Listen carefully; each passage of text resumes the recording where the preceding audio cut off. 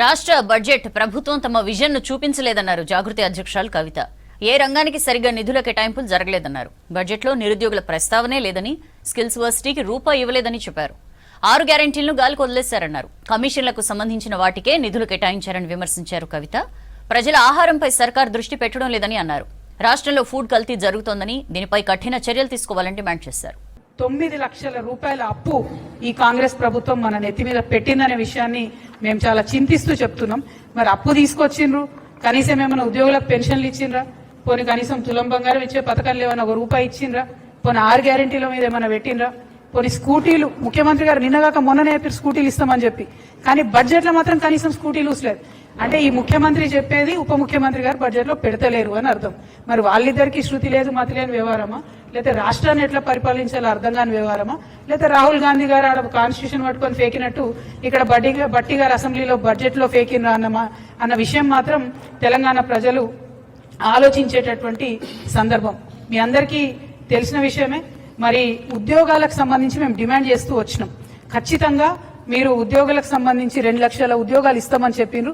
వాటికి సంబంధించి డబ్బులు రిలీజ్ చేయండి, వాటికి సంబంధించి బడ్జెట్ పెట్టండి అని చెప్పినాం. కానీ రాష్ట్ర ప్రభుత్వం కనీసం దాని మీద శ్రద్ధ పెడతలేదు. సో ఈ రోజు ఒక సర్వే వచ్చిందండి. ఈ సర్వే పేరు స్టేట్ ఆఫ్ వర్కింగ్ ఇండియా, అంటే పని చేస్తున్నటువంటి వాళ్ళు, ఎంప్లాయిడ్ ఉన్నటువంటి వాళ్ళ పరిస్థితి కోసం దేశవ్యాప్తంగా అజీం ప్రేమ్జీ యూనివర్సిటీ చేసిన సర్వే.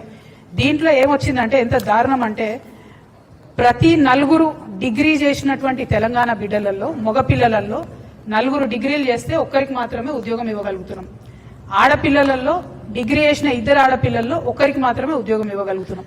అంటే విమెన్ లో అన్ఎంప్లాయ్మెంట్ శాతం 50% ఉంది, మగ పిల్లల్లో అన్ఎంప్లాయ్మెంట్ శాతం 28% ఉంది రాష్ట్రంలో. ఇది కంపారిటివ్లీ వేరే రాష్ట్రాలకు, కాంగ్రెస్ ప్రభుత్వాలు ఉన్న కర్ణాటకలో చూసుకున్నా కూడా మహిళల అన్ఎంప్లాయ్మెంట్ ఓన్లీ 20% ఉంది, మగవాళ్ళ అన్ఎంప్లాయ్మెంట్ ఓన్లీ 22% ఉంది. అంటే ఇంత పెరుగుతున్నాము, తెలంగాణ రైజింగ్ అంటే నేను ఎల్లనో అనుకున్నా, కానీ అన్ఎంప్లాయ్మెంట్ లో మాత్రం సూపర్ రైజింగ్ ఉన్నది. దీనికి మాత్రం కాంగ్రెస్ ప్రభుత్వానికి, రాహుల్ గాంధీ గారికి కంగ్రాచులేషన్స్ చెప్తా ఉన్నా. 68,000 మంది ఎన్రోల్ అయినరని రాసిరు. సరే పోనీ కరెక్టా కాదా అని చెప్పి ఫోన్ చేసినాం అదే స్కిల్ యూనివర్సిటీకి. వాళ్ళు చెప్తున్న లెక్కలేంది, 920 మంది మాత్రమే ఎన్రోల్ అయినరని యూనివర్సిటీ వాళ్ళు చెప్తున్నారు. ఉట్టి మాటలే, ₹1 కూడా ఇలా స్కిల్ యూనివర్సిటీకి. అక్కడ స్కిల్ యూనివర్సిటీలో పనిచేసే వాళ్ళే చెప్తున్నారు, మాకు డబ్బులు లేవు, చాలా దారుణమైన పరిస్థితి ఉంది, కాబట్టి ఇట్లా ఫేక్తున్నామని చెప్తున్నారు. నేను డిమాండ్ చేస్తున్నా, రాష్ట్ర ప్రభుత్వం ఈ మిస్లీడింగ్ ఇన్ఫర్మేషన్ తొలగించాలి ఈ వెబ్సైట్ నుంచి. 68,000 people are not enrolled in skill university, only 920 people are enrolled. ఇది మీరు మార్చకపోతే మాత్రం మంచిగా ఉండదు. దయచేసి తప్పకుండా మార్చాలని చెప్పి నేను ప్రభుత్వాన్ని డిమాండ్ చేస్తున్నా. అందుకని బట్టి గారు ఫేక్తున్నారని చెప్తున్నా. నేను మనకన్నా చండీగఢ్ పాపులేషన్ 40 లక్షలు, తెలంగాణ పాపులేషన్ 4 కోట్లు.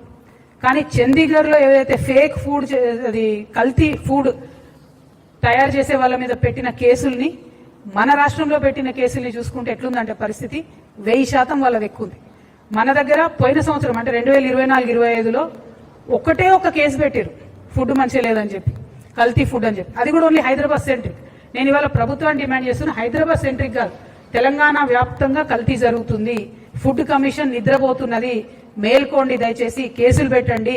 ఒకటే ఒక కేసు పెట్టిరు మొత్తం మొన్న